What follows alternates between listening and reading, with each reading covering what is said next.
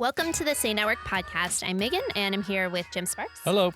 And our guest today is Isabel Fairclough. Hi. Isabel, Hey. thank you for being with us. Do you want to tell us a little bit about what you do at THQ?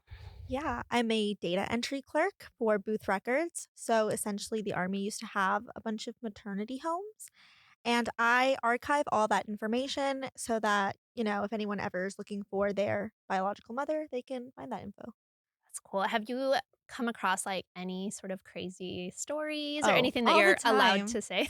I can't really say much because Yeah. of HIPAA. Okay, got it. But I do. I come across some crazy stories, some really heartwarming stories of people who have been reconnected with their families.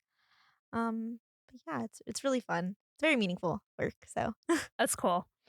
And this is your first podcast Yes. ever recording. So welcome. We're excited that you get to be on, we get to be your first podcast recording. So that's It's going to be cool. very memorable. Yes, that's right. All right. On today's episode, we are going to be talking about a recent survey that looked into how political divide has caused rifts in friendships. Oh, It's a heavy topic. Somehow we all survived the 2020 election year, but based on the survey results, it seems like a lot of friendships did not survive the political year of 2020, unfortunately. So we're going to talk more about that and highlight how the Salvation Army is helping nearly 50,000 Afghan refugees who were displaced by the crisis that took place in Afghanistan this past summer. So with that, as the young kids would say, let's get into it.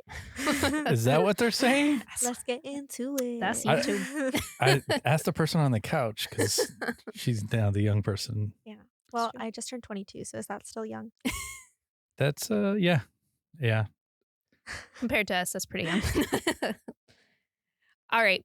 So earlier this year, Harvard's Institute of Politics did a youth poll. I guess they do this annually.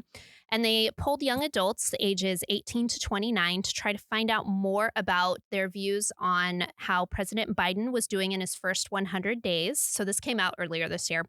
They also looked at mental health and the impact of social media as it relates to politics. And they found a few different themes. But there's one kind of trend from the poll that I thought we could kind of talk more about today, which has to do with friendship and politics, kind of how the two fared during the election year.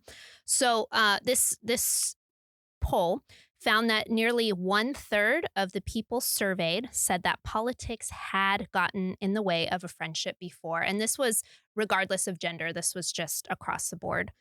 When asked about political issues that impacted friendships, 44% of, again, that 1/3 of respondents said that they could not be friends with someone who disagreed with them on race relations specifically. So that was definitely the top reason why friendships kind of didn't survive, politically speaking. And so I am wondering, have you guys ever found yourself in a situation where politics have impacted any of your friendships? I personally don't feel like I've had a major impact directly from my friendships. I mean, I may have had some conversations or seen a post on social media or something that impacted maybe the way I thought about a particular issue or the way I did or didn't discuss an issue with somebody. But beyond that, for the most part, I feel like my friendships aren't necessarily built directly on politics. They're usually built on other things. So if we disagree politically, I feel like for the most part, we've been able to work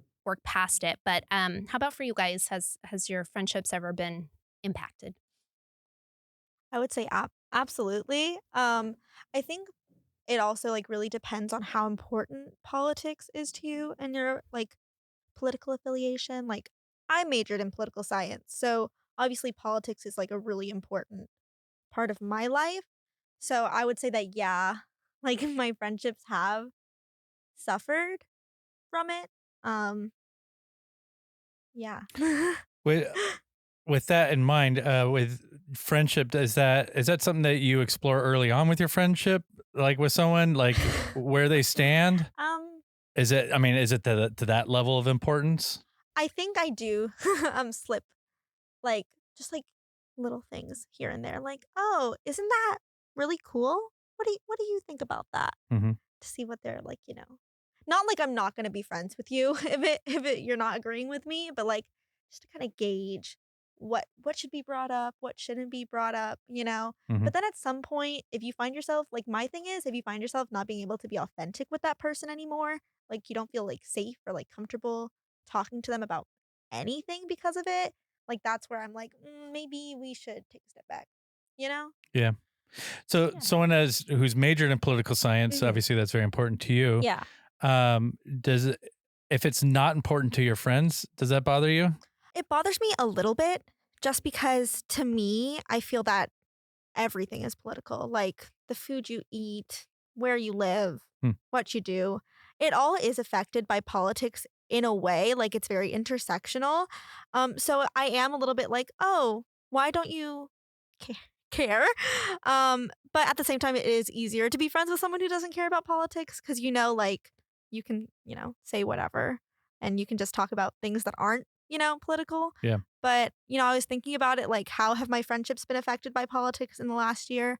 And on the reverse end of things, I have found that, like, the people that I am vibing with politically, like, we have gotten closer. Hmm. And that's been really nice. Like, I found a lot of new friendships in 2020 and 2021, or like I've fed relationships Hmm. that before, we're just kind of like, oh, we know each other.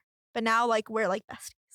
Wow. Yeah, that's cool because I feel like all we hear about is divide, but like you're Yeah. able to find community even within that. Yeah. So I think that's pretty cool. Well, yeah, and I think you see, like, you're like, oh wait, I didn't realize we were like kind of in the same area of understanding of things, and so that's comforting, Yeah. to have that. Yeah, friends. It's funny. I read this script a while back when Megan wrote these questions, and I was like, well, not really, not a lot. And then I started digesting it a little bit more, and I was like, yeah, no, I've had friends that don't talk to each other, family members that maybe not talk to each other anymore. But this last weekend, I had friends. We were sitting around a table, and it was heated. Like it Ooh. was really, really heated over politics, and it ended, and it was fine in the Mhm. end. But you could tell that there's still a little bit of angst when it comes to that stuff, and it's something that could be so polarizing. And if you're certainly on opposite ends, to try to find somewhere in the middle to come to an agreement is very difficult. And in particular, when you're passionate about something, it's not limited to politics either. It could be sports and food and all kinds of things that people Yeah. lose their minds over and stuff. And so when you have heavier things and people are on the opposite end of you, I think that's very challenging to do that. I not so much that it doesn't bother me when people don't agree with me. It's like, all right. And but I would be lying if I didn't say that I probably would look at them a little bit different in the future and Mhm. be like, oh yeah, no, they don't. I better not say that because they're gonna get angry. Yeah. I feel like in high school, I was trying to fight everybody. And then I joined a debate team and I was tired of fighting everybody all the time. So, yeah, now I'm like, okay, I can't convince you. So I'm just maybe going to avoid you like a little bit. That's interesting because when I was a little bit younger than what you were, I lived in a home with 3 other people, and I felt like we were debating every night. Like every night, it was something. It didn't matter Uh-huh. what it was. If it was what's better, salt or pepper, it didn't matter. It was like an absolute debate, knockdown, drag Uh-huh. out. And I think I hit a point where I was like, I'm tired. I'm Yeah. tired of this. I'm so tired. I don't care. Yeah. I don't care. I don't care what your opinion is. Not that I don't love you or respect Mhm. you, but I don't really care because I'm not going to try to change your opinion anymore. I'm tired. And I think I got all my argumenting out over like Yeah. those type of topics. Yeah. I I think I think also it wore out. at the end of this year, I think people did feel tired. So I think on the other end, maybe people were just tired of like pretending like that they were okay with things. Like, Yeah. you know what? I'm exhausted. This year has been a, a bad one. It was 2020, 2021, Yep. like maybe I'm just tired of like trying to be nice to everyone all the time, Yep. But yeah. Yeah. Definitely. So in the article, there's a few issues that seem to cause like the most Mhm. rifts among those whose friendships were affected by politics in this particular poll. So number one was race relations, as we talked about. The second one was whether or not a friend supported Trump. 34% of people said that. Number three, the reason why their friendships were impacted, they said, was over the issue of immigration. That was 30%. Next was police reform at 27%, abortion at 26%, climate change at 26%, guns at 19%, and healthcare at 16%. So when I look at this list and I think of like my own friends and family, I mean, we definitely don't see completely eye to eye on all of these things, right? But did any of these surprise you that these are kind of like the reasons why friendships are sort of like drifting or any of these topics surprising at all? I I think when I read the list, I was thinking, you know what's interesting? It feels to me, I could be wrong, but it feels to me that of that list, you usually are focusing on one or two of those in a given year. Like all of a sudden, healthcare is the big thing. Like Yeah. you heard that in the last administration. Healthcare was like the primary thing that everything was talked about because the Affordable Care Act was coming, and so that was like the big thing.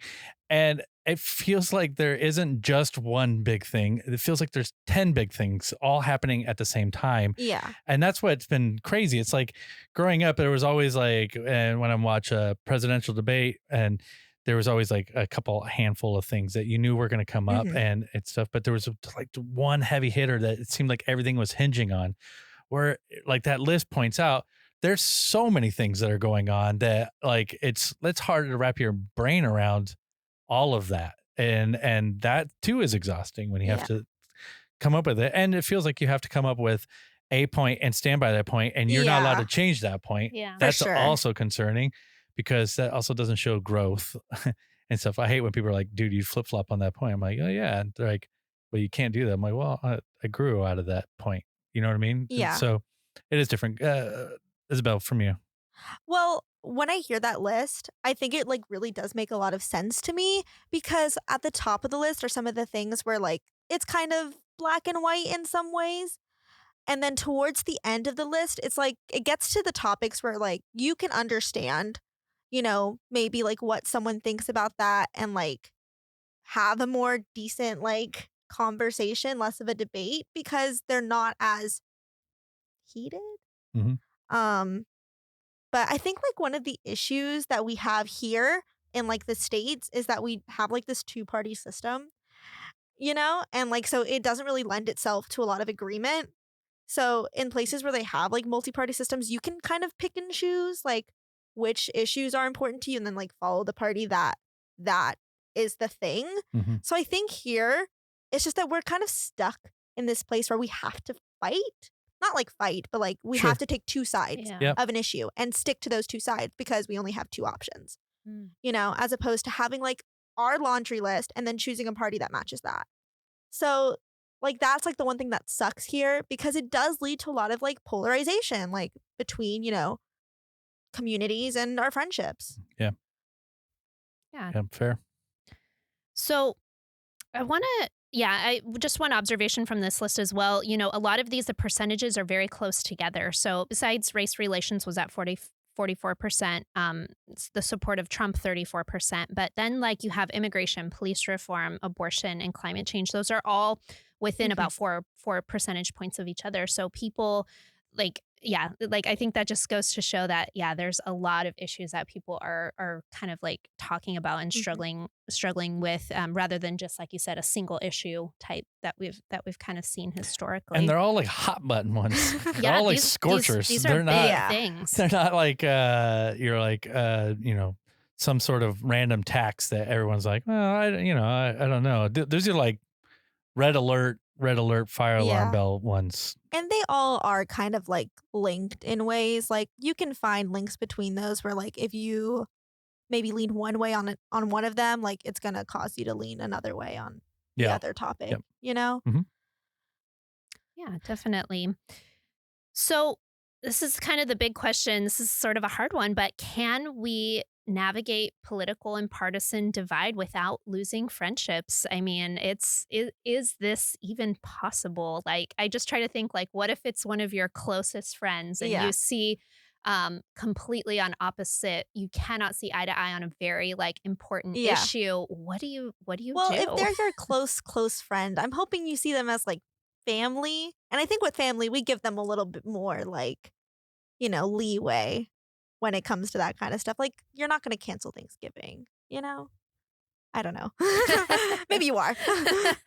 I would, unless it was, start serving pizza. I'm fine with that. Yeah, I think the whole idea of, I don't know, figuring out the respect part of the relationship, we always want respect for Mhm. others. We hope to get respect there.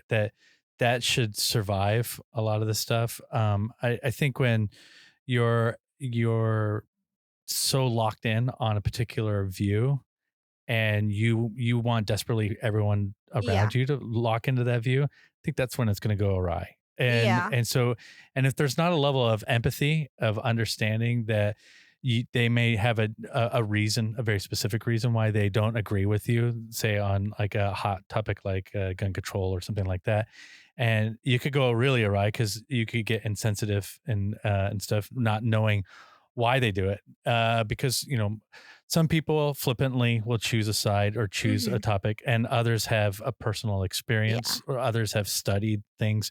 So you don't know the real reason. And that could cause some long term damaging things by not understanding the story that is coming from and why they think that way. Yeah. And this is where I've run into a lot of issues when I've talked about that stuff, is I was not quick to listen and slow to speak and all that.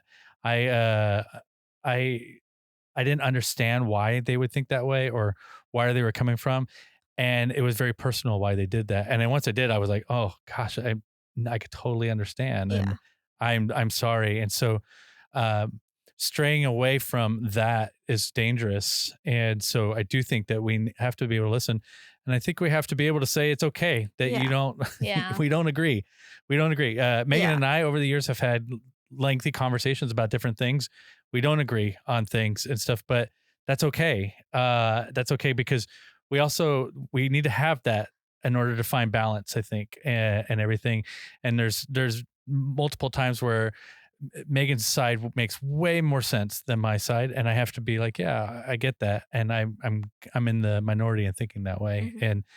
and that's hard because your ego wants to jump in and take over and stuff, but there needs to be that balance. And Yeah. I do appreciate that balance. But I think most importantly, to keep your friends, you need to know your friend's story and believe your friend's story, understand and empathize and be a true listener. Uh-huh. And I think when you get to that mode, I think it's actually difficult to find a singular issue that could break that up. Yeah. When I saw the script, is that what you call it? Sure. Yeah. For this week's episode, I was thinking about what are like the guidelines I would use like in navigating my friendships, like what do I think is important? And I think yeah, like we need to be able to listen to other people. If you find yourself unable to even listen to that person, like maybe you should reevaluate like yourself, Yeah. like and Definitely. how you're, operating there because if you find yourself unable to even sit down and have that conversation, like come on. So yeah, so that was one guideline. I was like, okay, be able to sit, listen, communicate. Second, I think having boundaries is okay. Like at the same time, if you find yourself unable to be, talking to that person from their side, you feel like you might, experience some disagreement from them that you really don't, you're tired of dealing with. Like, it's okay to like take a step back, take a break from that relationship and like come back later. You can still support someone from afar. You don't have to like never be friends with them again, but like it's okay to give yourself space once in a while. But also, on the political side of things, I think it's really important not to get caught up in an echo chamber when you're only listening to your own views. So, I think it's important to hear other people's views because otherwise how are you going to even be confident in your own, Mhm. right? So, those are like my like three things where I was like, okay, these are like the three most important things to me, in navigating friendship and politics. Yeah, I think you highlighted something very important in there, multiple things, but one in particular is that if you find yourself being angry all the time over what people are saying and the discourse that you're running into, that very well could be a you issue. Yeah. It's not others. It's why can't you handle that? Why is what's inside you that's causing that problem, and exploring what that is, whether it be ego or insecurities or any of that kind of stuff. What is it Yeah. that's causing that, and allowing that to dictate kind Mhm. of those relationships. It's troubling. And it could be scary. Like you lose. I mean, people have lost contact with family members over things, and there's a lot to lose over a little bit of stubbornness. Yeah. It's exhausting to be angry all the time too. Sure. Yeah, and it's we'll have another episode on mental health. We talk quite a bit about mental health, I think, this season, but yeah, it's not healthy to be, like you say, angry and wanting to fight people all the time. Like it's just not it's Yeah, not and healthy. there should be freedom in giving yourself a break. Like you said, give yourself a break. Get off the things that are causing you the problems. Yeah. It's no different than what we talk about temptation for other things. Like if you're an alcoholic, don't go to a bar. And so if you are triggered by certain things, then go ahead and steer clear from that for a little while, because a single person is not going to go and change everybody's opinion. Yeah. You can't do it. It's just not possible.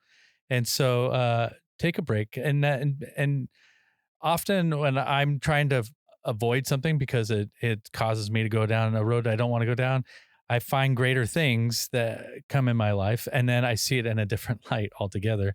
Sometimes my mind is completely changed when I get to that point Yeah. after taking a little bit of a sabbatical. We talked about, Megan and I were talking about yesterday about taking breaks from social media and what that could look like, and how that could feed you differently, because you talked about the algorithms and Yeah. how that is just feeding souls right and left, just certain perspectives that believe that's 100% true, and it's not. And so yeah, it's almost like we just need to relax a little bit. Let's Yeah. just pump the brakes a little bit. And it's your relationships are far more important Mhm. than your opinion on climate Yeah. change. And you can still fight for like real political Absolutely. change without, fighting in your personal life. Like having those conversations is great. And I think it's really important. But at the same time, it doesn't change the political landscape for Mhm. you to just fight with your friends all the time. So, like, you can still be actively, like, pursuing activism, fighting for A, B, C, whatever your issue is without, like, having it affect everyone around you, Yeah. you know? Yeah, Absolutely. definitely. And there's good things that come of that. You've made new friends, and you've Yeah. made new communities out of that, and that's a good thing too. Sorry, go ahead. Yeah, that's right. So I've noticed like social media has kind of played a pretty big role in this. I don't know if you guys have Oh, experienced you this, noticed that? but well, like when somebody like represents themselves one way on social media and then like a completely different way in person. Have you guys experienced anything like that when it comes to like political I think they're called things? clowns. What? Clowns. All right. That's a big struggle. Yeah. Yes, I've seen that, and it's tough. It's tough to endure, and if you're on the wrong end of that, it's really tough. Where you're like, this is not what you're preaching. This is not what you're talking about. This is not what you're fighting for. This is not your active. It's not reflective of that. And I always worry that social media activism is Performative. yeah, it's just and you feel like you're doing something through that, and you are technically, Yeah. but if you're not in the weeds doing that kind of stuff and reflecting the opinions that you're sharing, then you're missing out on what it means to fight for a cause. Absolutely. I do think like that kind of activism does have its place. Like I do think that there's merits to it, like getting the message out there, letting people, partake in this knowledge that they may not have. But if you're just posting it because you saw it 10 times today already, maybe don't. Maybe like look into it more. Maybe find a different way to support it. Maybe donate. Maybe find a place to volunteer. Figure out where these changes need to be made. Call up, your senator. I don't know. But if it's just because like my 5 best friends posted it, Yeah. like maybe Yeah. think about it a little more. Yeah. Definitely. So I guess if you could give one piece of advice to maybe if you know somebody out there who might be struggling, maybe like a listener or a friend or somebody who might be struggling with maybe a friendship is kind of on the rocks because of a maybe political issue. What if you could give one piece of advice to help them sort of navigate that? What would that be? Tell them to kick rocks. No. Light a candle, FaceTime your friend, say, "Hey, I love you."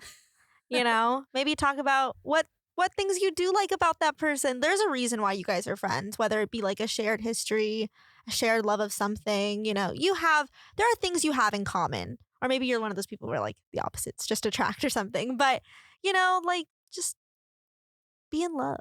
Like, What kind of candle warrants a reconciliation candle? Yeah. Would that be vanilla or like Is it mulberry? reconciliation I'm scent? partial to champagne toast from Bath and Body Works. This is Champagne an ad toast. now.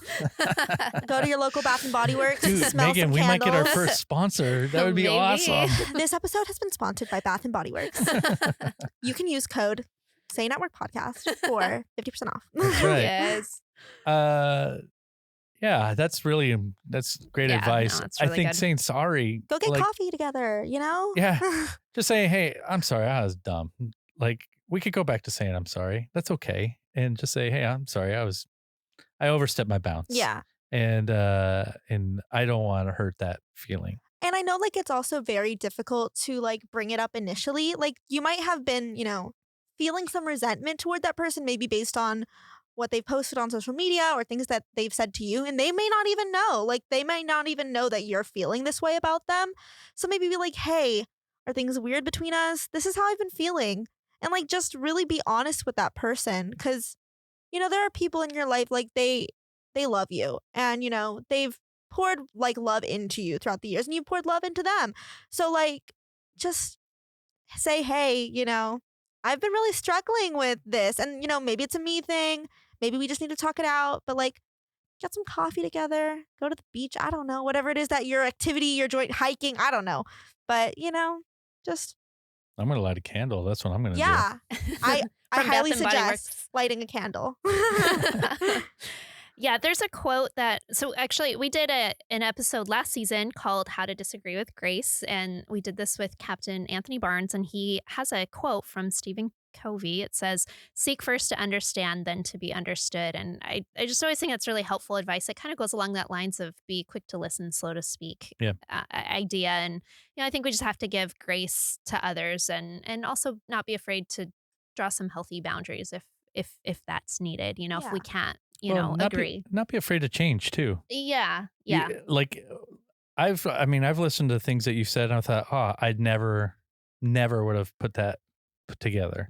And it's changed the way I've thought about things and my outlook on that. And so something I once was maybe against, I'm like, I could understand why they would do it. I'm still not for it. Yeah. But I could definitely understand. Yeah, sure. now. Exactly. And so you have to be willing to change and We're only human. and see that to move forward. Yeah.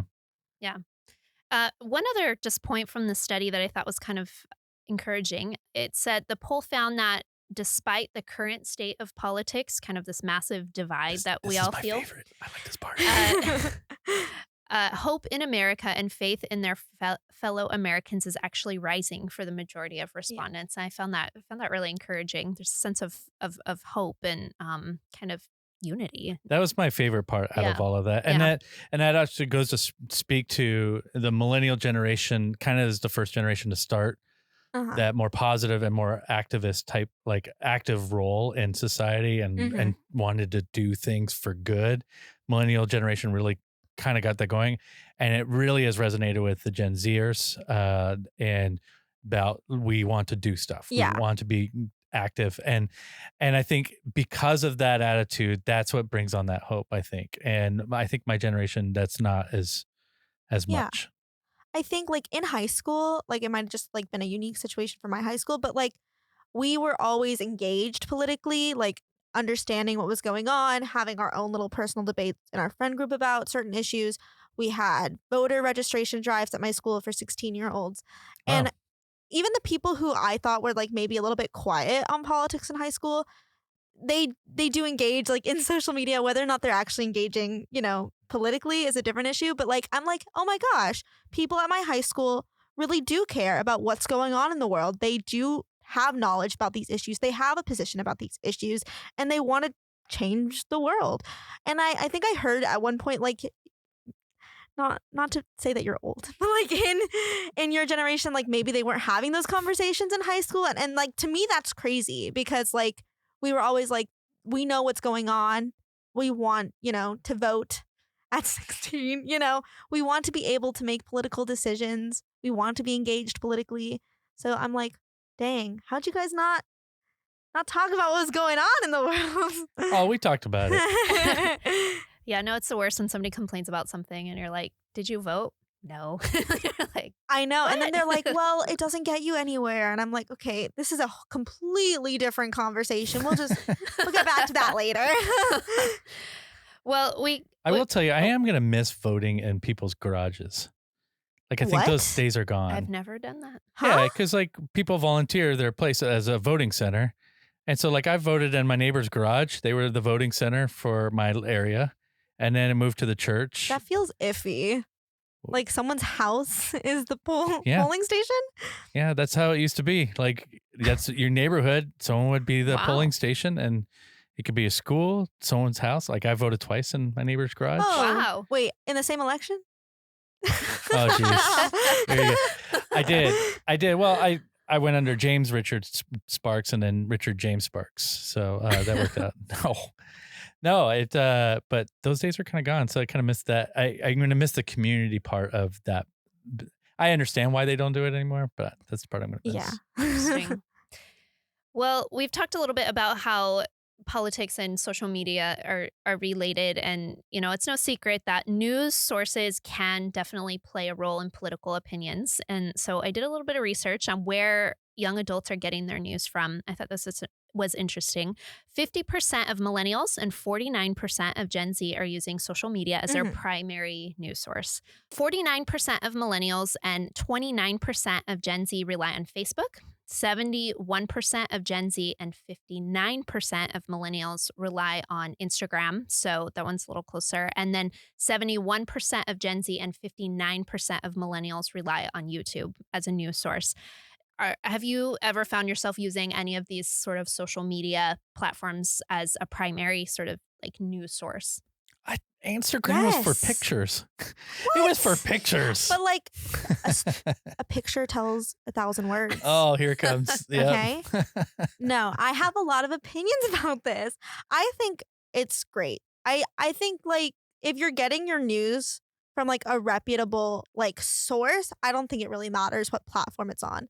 Sure. Like that's my thing. I'm like, okay, it doesn't matter if it's like Facebook, Spotify, Instagram, whatever.